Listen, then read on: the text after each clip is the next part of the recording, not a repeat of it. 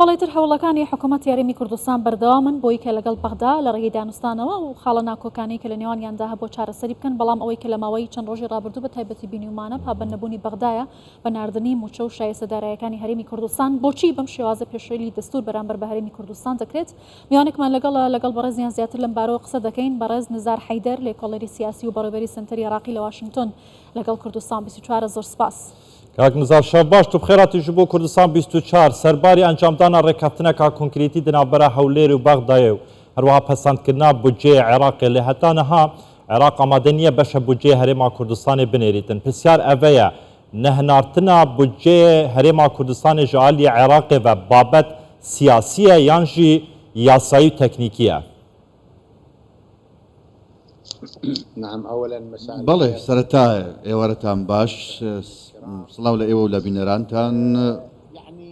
سیرکە لە ڕاستیدا ئەمە یەکێکە لەو هۆکارانەی هۆکاری تەنگژەکان، ئەو تەنگژەکەڵەکەوانەی کە ها لە ساڵی 2023 تاوکو ئێستا هەن لە عێراقدا هەموو جارێک هەموو کاتێک ڕێککەوتنێک دەکرێت، ڕێککەوتنێکی کۆنکرێتی سێقۆڵی یەک تێگەیشتن لە نێوان لایەنە سیاسیەکان لە نێوان حکوومەتی هەرێمی کوردستان و حکوومەتی فیدراڵی دەکرێت، بەڵام بەداخێکی زۆرەوە سیر کە تێبینی دەکەین هەموو کات هەندێک لایەن دانەوێت تێکۆس بخەنە بەردەم جێبەجێکردنی ڕێککەوتنەکان لە نێوان هەولێر و بەغدا و لایەنە سیاسیەکان و پەخستنی پرۆسی سیاسی و بنیادنانی دەوڵەتی عێراقی لە هەمان کاتدا دەوڵەتێکی سەقامگیری و ئارام سەبارەت بە بابەتی یاسایی بودجە. ئێمە بۆ نمونە بینیمان کە حکوومەتی عێراقی پرۆژە یاسایەکی بودجەی بەدایە پەرلەمان ڕەوانەی پەرلەمان کرد بەڕاستی کە ڕێککەوتنی لەسەر کرابوو لەلایەن لایەنە سیاسەکاندا. لە هەمان کاتدا حکوومەتی فیدراڵی و حکوومەتی هەرێمی کوردستان ڕێککەوتنێک هەبوو لەسەر ئەم پرۆژە یاسایە. ئەنجومەنی وەزیران لە هەمان کاتدا هەموو لایەنە سیاسەکان پێک بێنرێت کە حکوومەتی کابینەی سوودانیا پێکهێناوە، بەڵام کاتێکەوە پرۆژە یاساکە ڕەوانەی پەرلەمان کرا بینیمانکەوە لە چەند 4-5 ڕۆژێکدا چ گۆڕانکاریە کرا. هەندێک لە پەرلەمانتاران و هەندێک لە لایەنە سیاسیەکان چیان کرد ویستیان و کردیشیان کەوە ئەم ڕێککەوتنانە و ئەم سازانانە دەستکاری بکەن و هەندێک لە بڕگە و مادەکانی دەستکاری بکەن و گۆڕیشیان تەنانەت حکوومەتی عێراقی خۆی بەڕاستی تانەی لە یاسای بودجە و مادەکانی یاسای بودجەدا ئەوەی کە ئێمە دەیزانین بەم شێوازەیە ئەمە بەڕاستی بڕیارێکی وەلایی هەیە لەلایەن دادگایی فیدراڵیشەوە لە هەمان کاتدا داوای چی دەکات؟ داوای دەکا هەندێک لە مادەکان یاسای بودجە کارپێکردنیان ڕابگیرێت. ئەمە بڕیاری دادگای فیدرالیە سەبارەت بە بودجەی فیدرالی کە حکوومەتی فیدرالی تانەی لەم بەشێک لەو مادەنەدادا حکوومەتی هەرێمی کوردستانیش تانەی لە یاسای بودجەداوە، تەنانەت پەرلەمانی سەرۆکایەتی پەرلەمانی عێراقیش تانەی لە هەندێک لە یاسای بودجەداوە. زۆر باشە. بڵێ باشە. بەڕێز نزار ئاماژەت بەوە کرد هەندێک لایەن هەن کە ئەیانەوێ کۆست لە بەردەم ڕێککەوتنەکانی هەولێر و بەغدا دروست بکەن لە بەردەم حکوومەتی عێراقیش بە هەمان شێوە. ئەو لایەنانە سیگناڵ لەکوێ وەردەگرن؟ کێشەکان ناوخۆیە یا گوشاری دەرەکیان لەسەرە لە دەرەوەی عێراق؟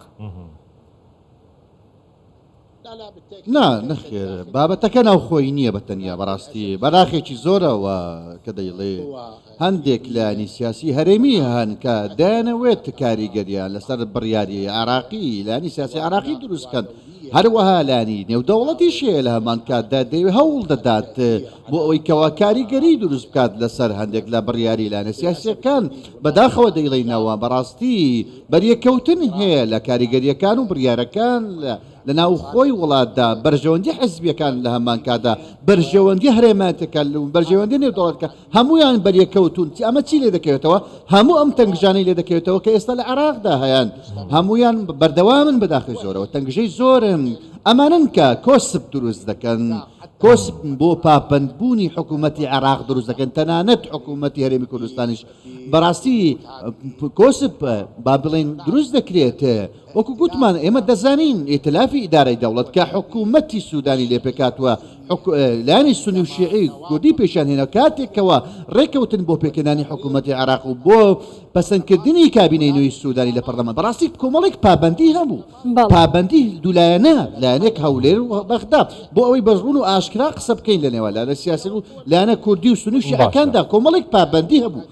ئامان بەڕاستی وەکو گوتمان ئەو پابەندی و سازانە لە کارنامەی حکوومەتی سوودانیش داهاتەوە بەڵام بەداخەوە دەبینین تاوکو ئەم ساتە حکوومەتی عراقی ناتوانێت ئەم پابەندیانەی خۆی جێبەجێ بکات کە ڕێکەوتنی لەسەرێ کراوە بە تایبەت چوارچەوەی هەماهەنگی کە سەرۆکوەزیرانی سوودانی ڕاستپاردووە کە دەیەوێت بۆ نمونە باشە بەرز نزار نانەوێتکەوە ئەم بابەتە چارەسەر بکرێت و کێشەکان بۆ ئەوەی کەوا بۆ نمونە بینیمان کە چۆن حکوومەت پێکێنرا و دواتر کو دەتای مەسەدا ئەمە پرسێکی زۆر مەترسیدارە حسابەیەکی تەکرد و بربەست و ئاڵنگاری زۆرن لە هەمبەر ڕێککەوتنا دنابەرە حکوومەت هەرێما کوردستانی هاتێکردن و حکوومەتە عێراق سەرۆکاتیان مەسرور بارزانی سەرۆکوەزیرن هەرێما کوردستانی هەروەها محەممەد شیع سوودانی مەهاچار ڕێککەوتنەکە کۆنکریتی هاتێکردن پرسیار ئەvەیە کەواتە چارەسەر چییە ji بۆ چارەسەرکردنا وان ئالنکاری و ئاستەنگ و بربەستن لە هەمبەر جێبەجێکردنا vê ڕێککەوتنامەیە هەرێما کوردستانê حکوومەتە عێراقی چ بکەن ku وان بربەستان نەهێلن ئیدی بکەویتە وارێ جێبەجێکردنێدا ڕاستیدا یەکەم پێویستە هەموو لایەنەکان بە شێوازێک مامەڵە بکەن لەگەڵ ڕێکەوتنەکان مامەڵە بکەن ئەو تەوافقاتانەی کە کراون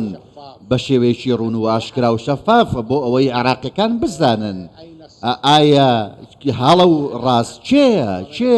لەسەر حەقا چێ ناحەقا چێ پێشێلی مافەکان دەکات چێ پابەندی دەستورە چێ پابەندی یاسا نابێت چێ پێشێلی یاسا و دەستور دەکات لە هەمان کاتدا پێویستە ئەمە ڕوون و ئاشکرا بێت وەکو دەزانن بەڕێزە هەمووان بەڕاستی هەمان دەڵێن ئێمە ڕاستەکەین ئێمە لەسەر حەقین ئەوەی کە ستەمکارە ئەم من ستەم لێکراوە ئەو ستەم لێکارە ئەمە یەکێک بابەتی دووەم من پێم وایە لە دەستوری عراقی کەوە هەموو عراقیەکان دەنجیان پێداوە لە ساڵی 2005 بەڕاستی هەموو ئەم بابەتانەی دەستنیشان کردووە یەکلا کردوتەوە چارەسەرە پێویستەکان لە دەستور داهاتوون بۆ ئەم جۆرە دۆسیانە بابەتی بودجا بابەتی نەوتۆغاز بابەتی هێزە سەکدارەکان بابەتی ئەو ناوچانەی کە ناو دەبرێت ناوچە کێشە لە سەرەکان چارەسەر هەیە بۆچی جێبەجێ ناکرێت ئەو مادە دەستوریانە بۆچی ناگەڕێنەوە بۆ دەستور چارەسەر لە دەستور حکوومەتی عراق موچەی فەرمانبەرانی خۆی دەنێرێت بەڵام کاتێک کە دێتە سەر نردنی موچەی فەرمانبەرانی هەرێمی کوردستان بەم شێوازە مامەڵە دەکات لە کاتێکدا داهاتە نانوتیەکانی هەرێمی کوردستان 150 ڕادەست کراوە نەوت فرۆشراوە شەفافیت لەلایەن هەرێمی کوردستانەوە هەیە کەواتە هەرێمی کوردستان چه خوێندنەوەیەک بۆ ئەمنیەتەی بەغدا بکات هەری گرنگە نەهال هەرێما کوردستانی بابەتی موچێ تەمام بەگەڕێ باشە گەرگوێت لە پرسیارەکەی من بۆ یادوبارێکەوە سەبارەت بە بابەتی نردنی بودجە بڵێ بۆچی بەغدا موچەی فەرمانبەرانی خۆی دەنێرێت بەڵام موچەی فەرمانبەرانی هەرێمی کوردستان بەم شێوازە دەبێت چی حکوومەتی هەرێمی کوردستان چاڵوێستێکی دەبێت بەرامبەر بەم پرسانە لەگەڵ بەغدا هەبێت نا بێگومان ئێمە دەزانین یاسای بودجا یاسایەکی فیدرالیە نابێت حکوومەتی فیدرالی بەڕاستی هیچ لایەنێک بێبەش بکات لە شایستەکان ناکرێت جیاکاری بکرێت لە جێبەجێکردنی یاسای بودجە جیاکاری لە نێوان فەرمانبەران بکرێت هاوڵاتیانی عراقی بکرێت هیچ جیاکاری قبول کراونی ئەگەر هاتو حکوومەتی فیدرالی ئەم جۆرە ڕەفتارەی کرد بەڕاستی ئەو کاتە ئێمە پێمان وایە ئێمە پێویستە هەموو هاوڵاتەشی عراقی نەتەنها هەرێمی کوردستان کەوە سکاڵا بکات سکاڵا لە دادگای عراقی بکات ناکرێت جیاکاری لە نێوان فەرمانبەران بکرێت پێویستە سکاڵا بکات چونکە دادگای فیدرالی بەرپرسە لە چارەسەرکردنی تەنگژەکان چارەسەرکردنی کێشەکان لە نێوان پارێزگاکان بێت یاخود لە نێوان هەرێم و لە نێوان لە حکوومەتی فیدرال بێت دەبێت بکەڕێنەوە بۆ دادگا بۆیە دووبارە دەکەمەوە پێویستە حکوومەتی عراق پابەند بێت و ئەگەر هاتوو هەرێک لەم لایەنانە بەڕاستی پابەندەکانی خۆی جێبەجێ نەکرد کەواتە بۆچی قسە ناکەن بۆچی قسە لەسەر کێشەکە ناکەن بۆ نمونە ئەگەر بڵین هەرێمی کوردستان پابەند نەبووە پابەندی هەمان مادە نەبووە بۆ قسە ناکرێت لە هەمان کاتدا وەک با حکوومەت عێراقش بە هەمان شێوە با ڕای گشتی تێبگات با ڕاستەکان بۆ خۆی بن سپاس بەڕێز نزار حەیدەر بە کولەری سیاسی و ڕێبەرێ سەنتەری عێراقی لە واشنگتن گوت گەلمەدا بووی سپاس بۆ تەبلیغ بوونەوە زۆر سپاس